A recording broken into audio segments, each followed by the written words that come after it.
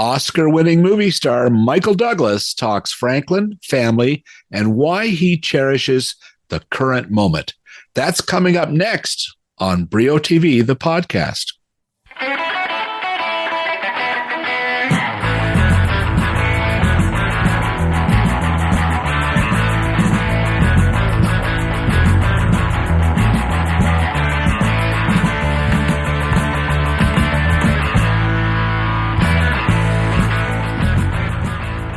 Hi, everybody. Bill Brio here, and welcome to the podcast.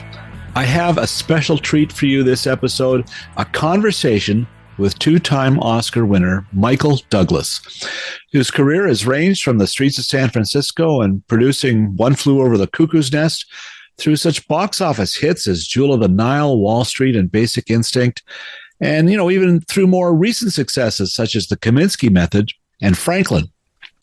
I could go on and on about The Kominsky Method alone. It's one of my favorite streaming comedies ever.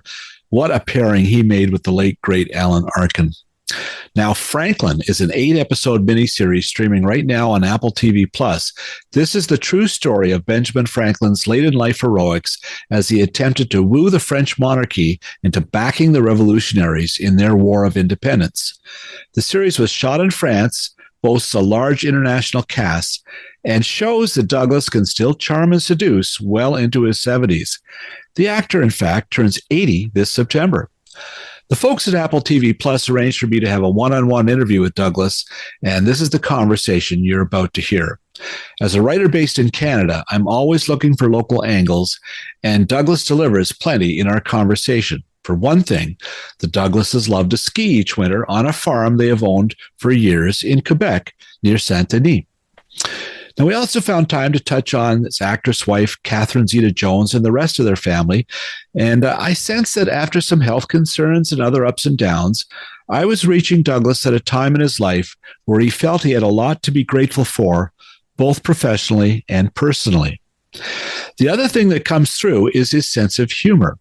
He makes a joke off the top following a long list of instructions from the person setting up the recording, a process Douglas must have had to have sat through hundreds and hundreds of times. So without further ado, here he is, Mr. Michael Douglas. And Bill, we're going to have a test on these instructions when it's over. Okay. Lovely to meet you, Mr. Douglas. Thank you. And, are you in Toronto or where in Canada are you? I'm about an hour north. We just moved a couple of weeks ago from a city just above Toronto to a little further out into the country in Orangeville. Okay. You're not up in the Muskoka country at all? No, not quite that far, but closer to it. Yeah. You're familiar with Muskoka? We got a farm in Quebec. Outside of Tremblant. We've had a farm for about 20 years. Wow. Do you ski? I do. The whole family, we're skiers. And it's not too far from Tremblant. And a lot of fun. We get up there in the summertime, too. Oh, it's nice to hear. Yeah, it's been many years, but I've skied Tremblant. It was very icy way back when I was on the slopes. But they've developed it a lot since, with the snow machines and the weather. That's right. They need to blow snow these days. Listen, I want to thank you for many things. First, the Kominsky Method, I think, got us through COVID here. We watched it all twice, all the way through. Just tremendous show. Really amazing. And great writing. And it was such a joy with Alan Arkin, great comedian. He had property in Canada as well, I think in Nova Scotia. He did. He had a farm, yeah. And my God, Franklin is just the most lavish trip back in time. You must be very proud of it. It's extraordinary, just tremendous. All 8 episodes look like their own movie. So congratulations for that. Thank you. I'm very happy. It is. I'm really proud of the production. One of the best experiences I ever had, just as the work. But just to see, especially doing these panels, these things, you get to see it on the big screen, and you're right, it's like a movie. David Franco, who is our cinematographer, is from Montreal originally. He's Quebecois. Wow. He lives in the States now, but he did just an amazing job on the scope, and he was fast because we had to move along, even though We shot for over 160 days. Wow. We had to move along, but it was just our line producers was extremely well organized, and just a real joy. Once we got over, or I got over the initial insecurities and hiccups, and decisions that you have to make about your makeup or not, or appliances and all that kind of stuff. And once you started getting the scripts in shape. You must have been relieved not to have your tri-cornered producer's hat on for this one, I guess, right? Yeah, I was well taken care of. Amongst the many producers was Richard Plepler, who introduced me to this whole project, because we worked together when he was running HBO when I did the Candelabra Liberace thing. So he was a good assurance. So it was a great team, and I'm really proud of the end result. Had you worked with Tim Van Patten before? I had not, but Richard recommended him highly, because Richard knew him went back to The Sopranos and Boardwalk Empire, amongst others, and he was just amazing, unshakable, lovely attitude. He was an actor himself at one time, so as opposed to many directors, he liked actors, and he had the same attitude I do about trying to make a very relaxed, very comfortable, very punctual set, and kind of set a tone and particularly when you're dealing with actors from different countries and coming together. Yeah. I can't tell you what a wonderful surprise. I don't know why I was surprised with the French actors. They were just spectacular and wonderful to work with. So as well as the English, Danny Mays. Yeah. Though the entire cast, the Eddie Marsan, I mean, they're all fantastic. But Thibault, who played the main negotiator with the French, my God, he's great. And the way it sums up at the end, it's just delicious. So congrats. And I've met Tim. I was on the boardwalk. I was in the Bronx years ago. And he, beyond his great talent, he just seems to love his job, right? He just seems to be so into it. He does. He loves life. He seems like he's a happy guy, and he doesn't show off. He's so hardworking. He's the first one there in the morning, even before the trucks and everything. It's all dark out, and that's probably this is the best preparations for the day. And he's dealing with a script about this thick, yeah, enormous, and how he kept up with. And we were what's called block shooting, which means that you shoot all the scenes that are in one location. For all the episodes at the same time. So that was hard. So you may have one day where you have three different episodes that you're shooting. You try to remember, what level your gout is at. Right.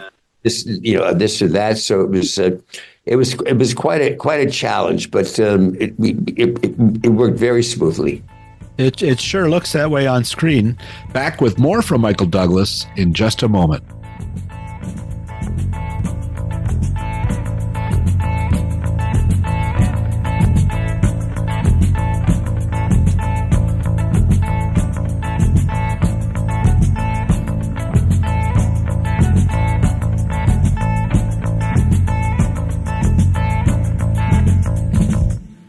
Time once again to speak with Emily Gagne from Hollywood Suite. Emily, what do you got for us this summer? Well, we've got a little something for everyone, including the exclusive Canadian premiere of The Contestant. I don't know if you've heard of this movie, Bill. I have heard of it. This is audacious. Tell me about it. Yeah, it's the true story of this Japanese man that was thrown into a reality show without knowing he was being filmed, and he spent a year naked in a room trying to survive on coupons. Wow. This is it's the real Truman Show without clothing, right? Absolutely. Absolutely. And this movie goes through the whole process back in the day. This happened in the 90s, but then we also talk to him today and see what he's up to. And it just talks about sort of how corrosive reality TV can be.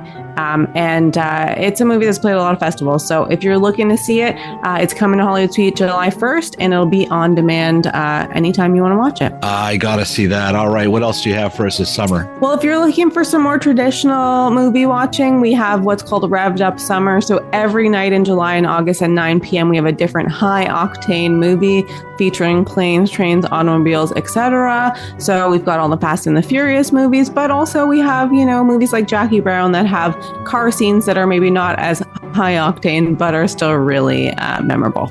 Love Jackie Brown. Well, there it is. Get revved up with Hollywood Suite this summer. Thanks a lot, Emily. Thanks, Bill.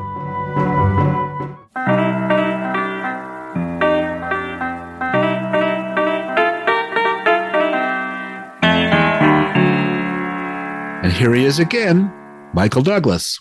Mesdames et messieurs, merci pour votre réception généreuse.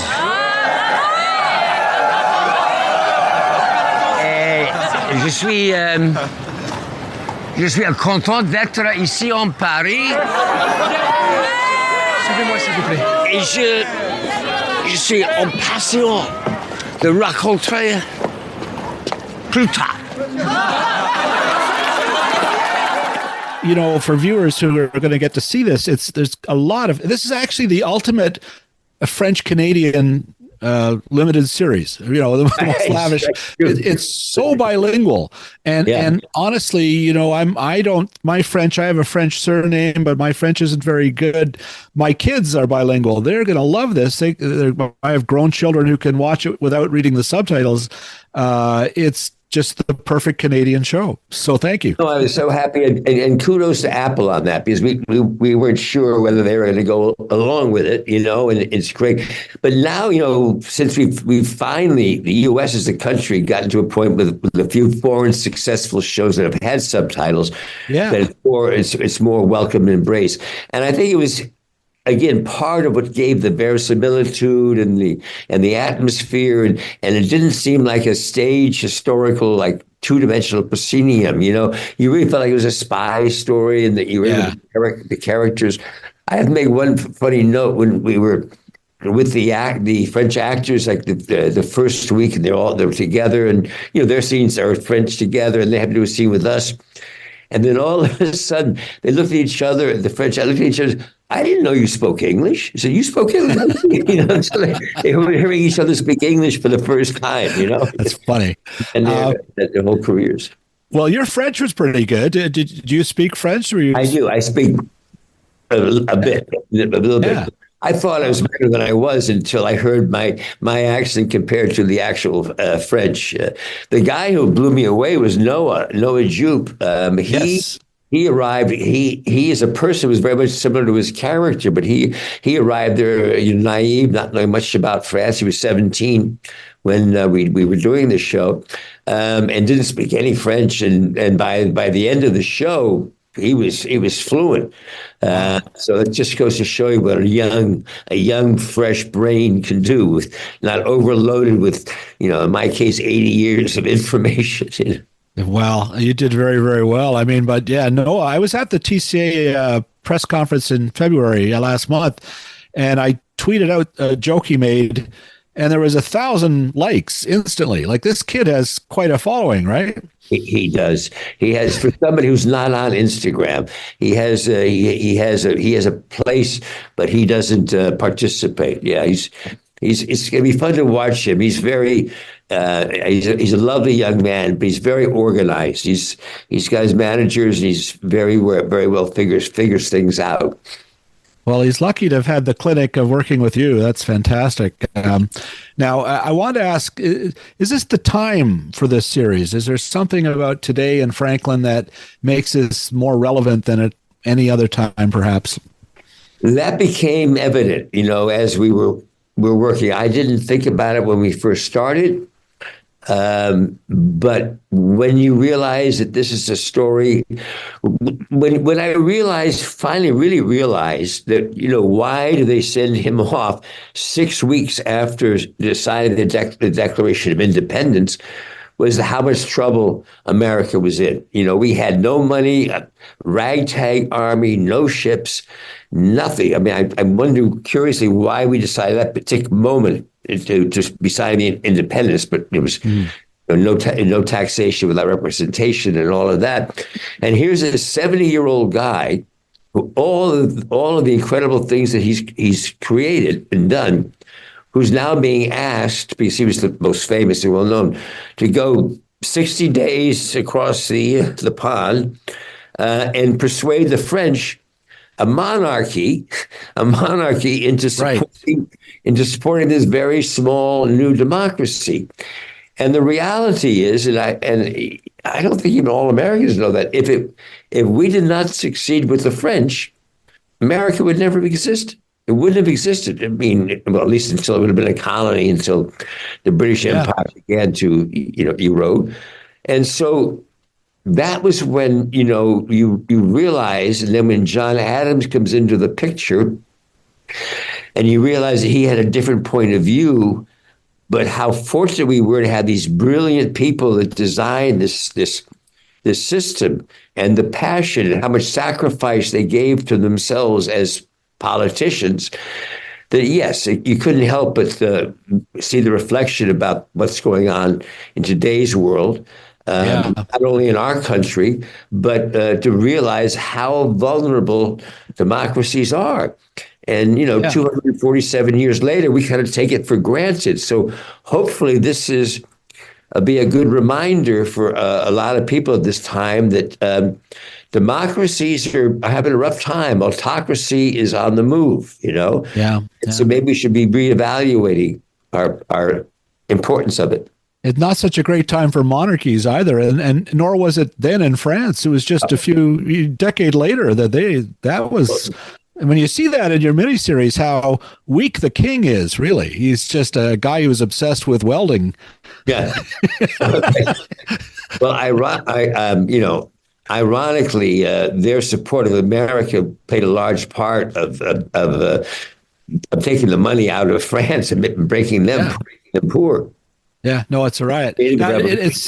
It's said too, Michael, that Franklin was the only founding father who had a sense of humor in a way, and you see this in the series, certainly with John Adams and John Jay. Was that a big appeal for you, that to play this man who had kind of a great joyous wink about him, right? Oh, very much so. I mean, that was thank God. It was.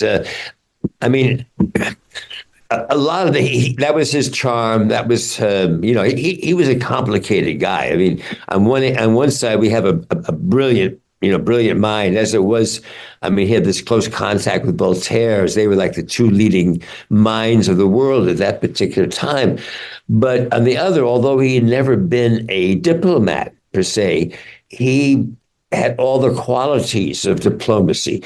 For instance, his humility, his clothes were very, very plain and simple against all this. He did not try to exude strength and power. He tried to exude humility. And I realized, because he had all the script with him. I mean, everybody is that beauty about it. Everybody knows about you. So one of the things I worked on as an actor, when I realized, well, wait a minute, you're like a rock star. You're a movie star. Everybody knows you. So you don't have to, a lot of times when you have a character, you have to try to explain or get him out. So you can sit back a little bit, even though you're working, because they're so happy to be in your presence. And beyond that, they go, oh, he's such a nice guy. And he's funny. He's a great conversationalist and happy to talk. And at the same time, this is all really a role that he's playing. I think he was a lot darker. Well, Michael, I'm going to ask a question I was going to save till later, and it may sound like a strange question, but does it help to be famous to play someone famous? That you have a sense of this character. We've never heard his voice. We know he's an icon, but there's a sense of you being in that role that right away you're buying into this voyage. Well, thank you. I think there is. I mean, one of the big primary first decisions we had to make was when they first came was I had to look at $100 bill and say, I do not look like this guy at all.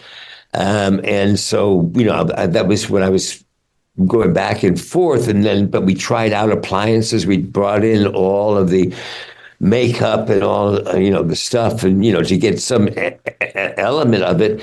And, but then I realized this is the production half of my, because I'm a producer. Right. Say, well, man, we're 45 minutes from the studio, from this hotel to the studio is 45 minutes. It's going to be 2.5 hours in makeup. It's going to be 45 minutes to take it off. And we're going to really cut into our production time. We're going to really shorten up our production. I'm a very prompt kind of person. And I hate that thing, when will Michael be ready and all of that. So that was the practical thing. But then on the personal thing, see, it's amazing that you picked that up. This is exactly what I thought. Because in the Liberace situation, it was a 2-hour movie. So if we're gonna do 8 hours, even if it's Ben Franklin, I think the audience, for a guy who's playing the part who's been around for 50 years, they're going to want my persona coming through, or at least they're going to want to be comfortable with somebody that they know. They're not going to be happy with an actor who's looking like Ben Franklin for 8 hours. No. So that was a scary decision, which I really was bothered by for a while, but I'm really happy we made. Absolutely. I never thought of it, but I think what you're saying is absolutely right. I think probably it was the celebritydom that we know who this guy is, that made you feel comfortable, and you didn't think about it that much right off the top. Yeah, no, for sure. Don't go away. We'll be right back after these short messages.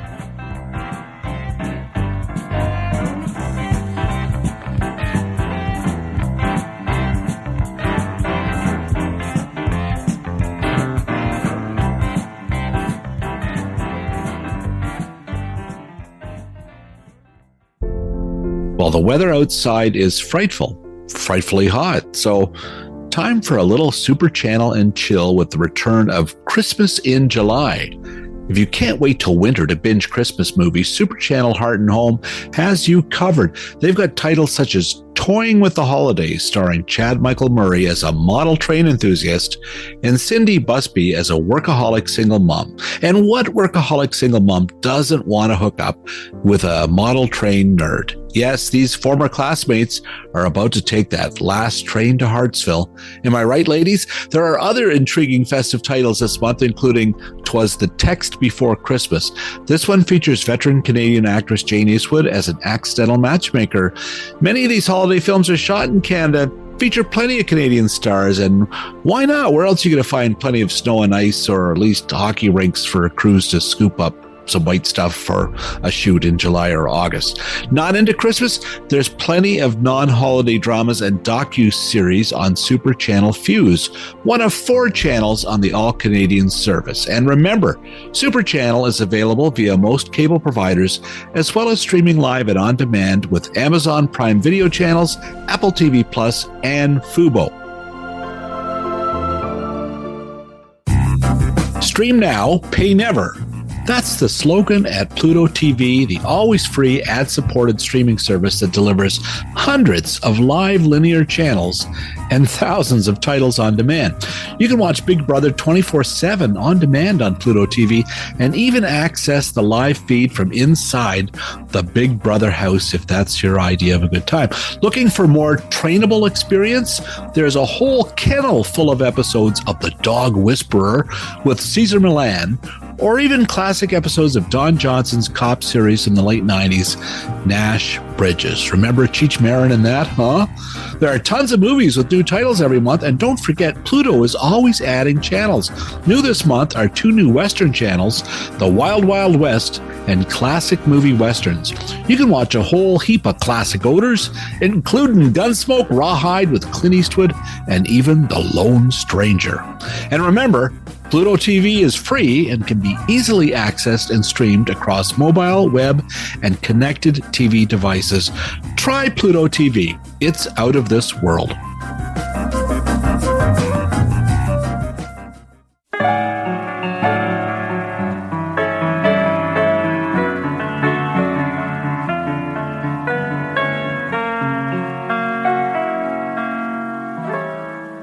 And now, on with the show. I'm gonna have to. I'll have to go a little quicker just to get a few questions in, Mike. I know our time is limited. Go ahead. Okay, so first thing note though, I hope you got paid in $100 bills. No, they should have given you nothing but Franklin's for this. Right? Wish I did. The printing press. It's fascinating. In episode 3, especially, you see you work in that thing like you've been doing it for years. And did you really study on how it looks like you could do it, right? I love movies. No, it's a little spritz on the face for the sweat. About 10 minutes, you watch a 10-minute rehearsal of how they do it. And you do it, you pick up your speed a little bit, and then editing cuts it together. Why am I giving away the magic tricks? Okay. I should just go with you and say, thank you very much. Yeah, I learned. I spent 6 weeks with a printing press.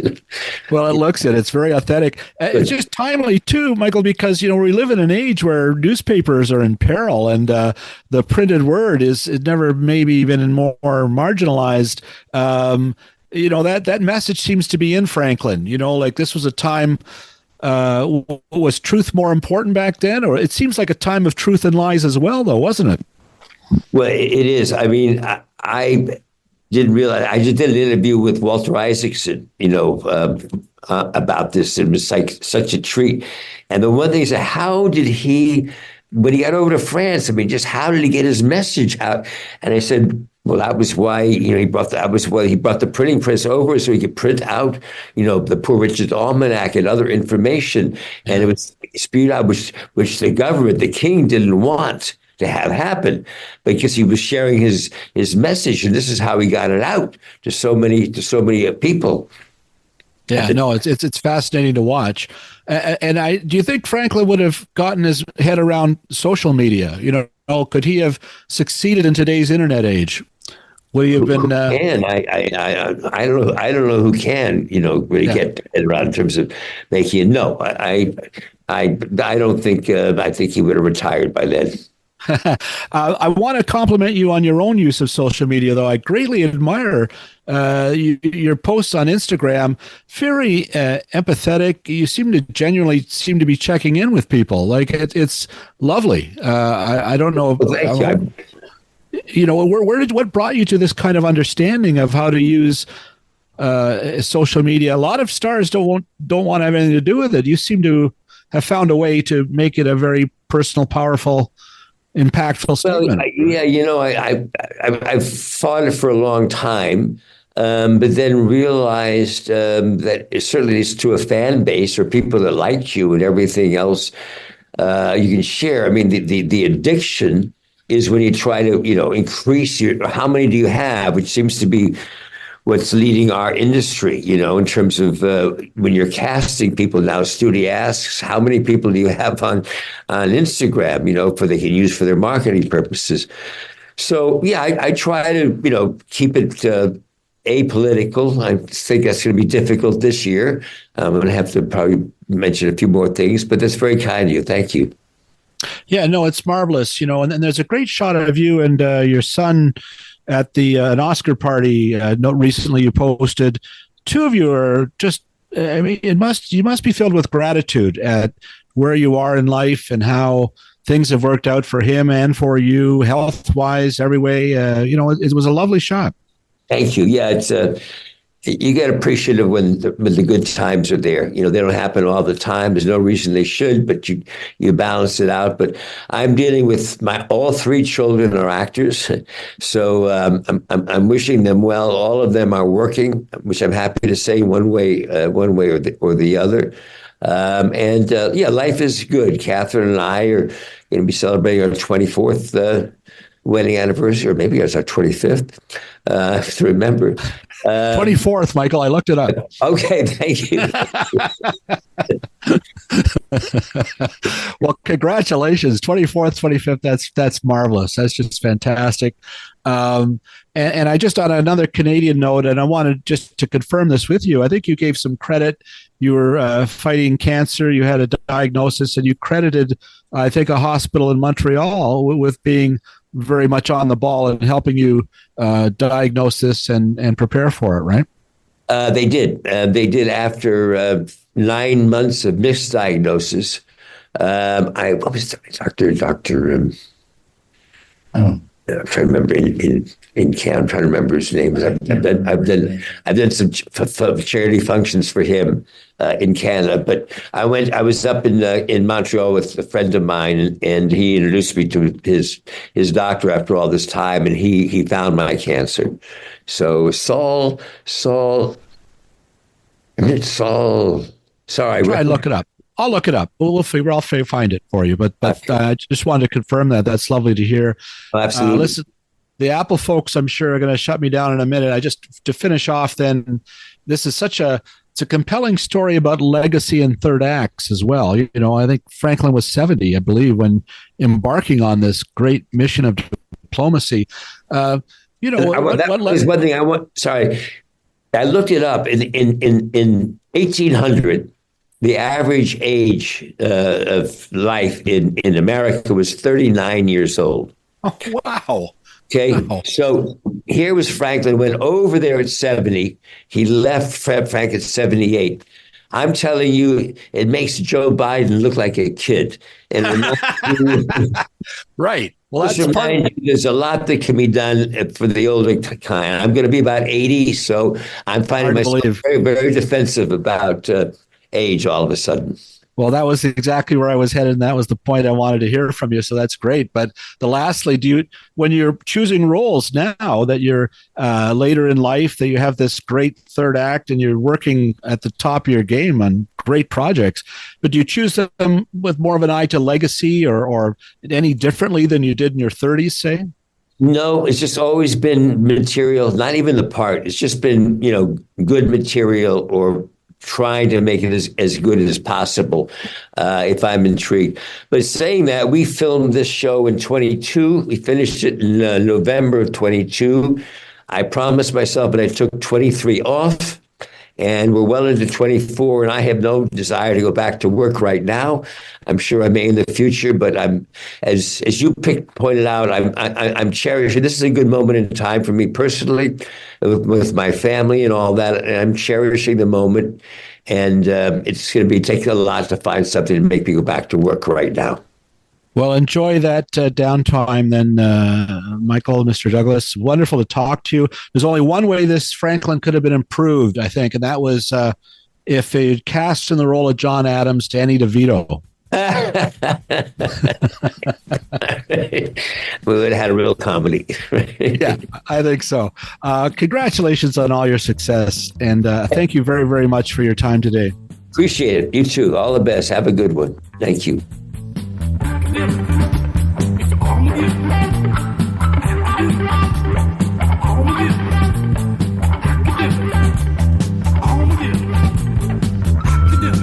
You can read more about Michael Douglas in the feature I wrote for Zoomer magazine.